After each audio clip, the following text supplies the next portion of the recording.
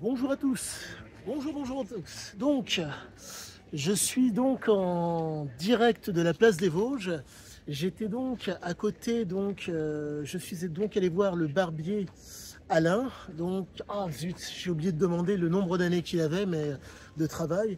Donc, quoi qu'il en soit, c'est tout bonnement génial. Les propos donc du barbier Alain ont permis de corroborer mes nombreuses recherches sur Cyziaziké. Donc, lorsque je me suis présenté chez ce barbier, il était donc en clientèle avec un monsieur avec une moustache du feu de Dieu. Et je me suis présenté, donc il m'a ouvert la porte, il s'est présenté. Et résultat, l'homme qui était donc en train de se faire tailler la barbe expliquait que Cyziaziké lui disait quelque chose. Il s'est rappelé de Cyziaziké, du passage de Cyziaziké donc chez Bernard Pivot. Et ah oui, petite précision pour ceux qui regarderaient autour, sachez que nous sommes dans le jardin de la place des Vosges. Donc petit aparté, donc voilà ce qu'il en est. Et ça a été donc vraiment génial pour moi parce que les propos de cet homme corroborent les nombreuses recherches que je fais, les nombreuses à côté. Je n'ai pas pu, quoique j'aurais pu, le prendre en photo, mais l'homme m'a expliqué qu'il appréciait énormément, je ne dirais pas l'anonymat, compte tenu du fait que vous êtes en mesure de le trouver par le biais d'internet, voire d'aller le rencontrer. Mais il aime la discrétion. Donc, pour respecter, en tout cas, la considération que j'ai vis-à-vis de cet homme qui m'a ouvert la porte et qui m'a permis donc de lui poser des questions, je ne me suis contenté que de son enseigne que vous avez pu voir, que vous verrez ou que vous avez vu sur la miniature. Donc, j'en reviens donc à l'échange que j'ai pu avoir avec cet homme au sujet de Cyziaziké. Vraiment, ça a été génial. L'homme, entre guillemets, doit avoir dans les 70 ans. Et donc, il a eu, un nombre de clients conséquent, je pense, de quasiment tous les milieux.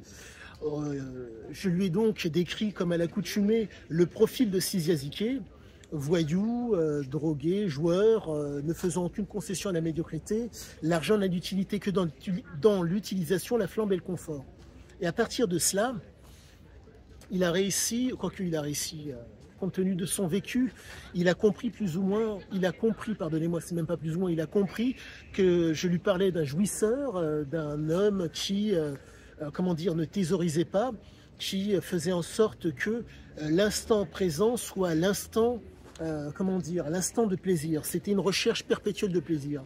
Donc, ma compréhension est d'autant plus accentuée parce que l'homme, j'ai vraiment l'impression que Ziké ne mentait pas et j'ai de plus en plus l'intime conviction que les propos, voire même les écrits se tiennent parce que nous sommes vraiment face à, à un homme qui a vécu ce qu'il dit.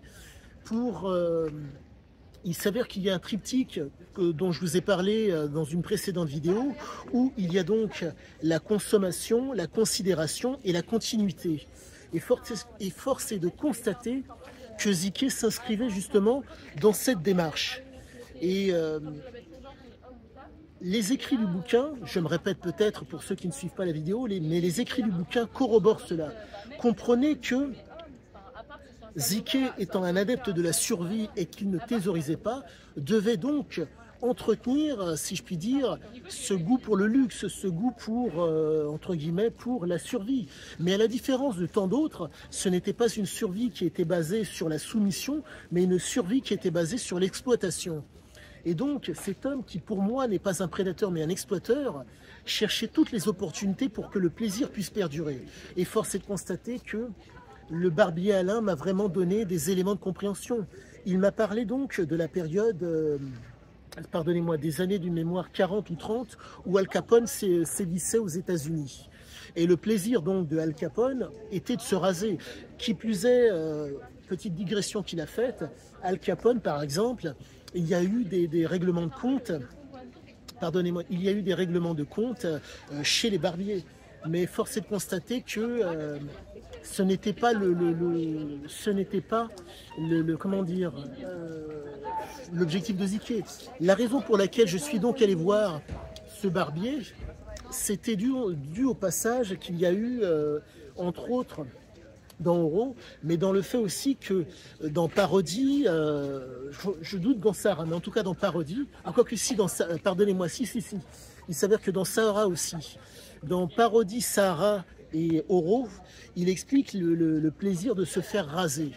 Donc si vous voulez, quoique si vous voulez, là l'étape suivante pour ma part, ça va devoir d'aller me faire raser chez ce monsieur pour savoir ce qu'il en est. Mais quoi qu'il en soit, je continue sur ma lancée à essayer de trouver vaille que vaille des éléments qui corroborent les écrits de l'homme. Et là, je ne peux vous dire qu'une seule chose, c'est fantastique. Il faut savoir que le jardin dans lequel nous sommes, c'est le jardin de mémoire où la femme que j'ai interviewée, que j'ai pu interviewer hier, qui est pour moi entre guillemets dans l'esprit de Diane, de Marlène de Hanen, la compagne de Ziké, nous sommes dans l'endroit où l'interview a eu lieu.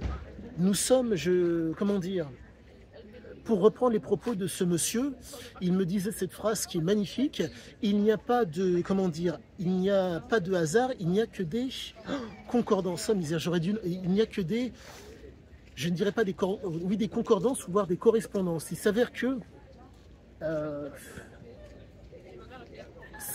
comment vous dire, je ne crois pas à la synchronicité, mais rendez-vous compte, je rencontre ce monsieur, sur son lieu de travail, le client qui était là a lu Oro, en tout cas a vu Ziké, nous discutons de Ziké, et à partir de là, il me parle, donc je lui demande, parce que je voulais faire une vidéo dans son salon, mais je ne suis pas, comment dire, je ne suis pas homme à vouloir trop m'imposer. L'homme est sur son lieu de travail, je n'allais pas l'embêter plus que ça. Et résultat, il me parle de la place des Vosges. Résultat, nous sommes donc je suis dans la place des Vosges. Et rendez-vous compte, c'est là que c'est là donc que la précédente personne avec qui j'ai discuté, c'est là que l'interview a eu lieu. Non, c'est énorme, c'est énorme. Cet ouvrage est d'une puissance, quoique d'une puissance. Tout est vibration, tout est énergie, tout est fréquence. Et je vais continuer de plus belle parce que vraiment, l'homme va continuer à, comment dire, l'instruction se présente et l'instruction va continuer. Donc à tous et à toutes, je vous souhaite le bonheur, je vous souhaite le meilleur et je vous dis le fameux pouce, abonnez-vous et la suite se continuera. Je pense que l'étape suivante pour moi sera peut-être d'aller dans le cercle Gaillon rue de Berry pour voir des croupiers ou de voir des croupières pour comprendre entre guillemets la mécanique des joueurs. Alors, quoi qu'il en soit, petit aparté aux petites prémices par rapport peut-être à une future vidéo, j'ai regardé donc via internet comment dire, tout ce qui est ce qu'on appelle les SOS addicts et compagnie pour voir la mécanique, pour voir le fonctionnement des addicts. Et chose qui revient très fréquemment, c'est la fameuse illusion de contrôle. Le fait de mettre énormément en pensant pouvoir gagner énormément sur du hasard. Et chose qu'il disait, ça fera l'objet d'une prochaine vidéo.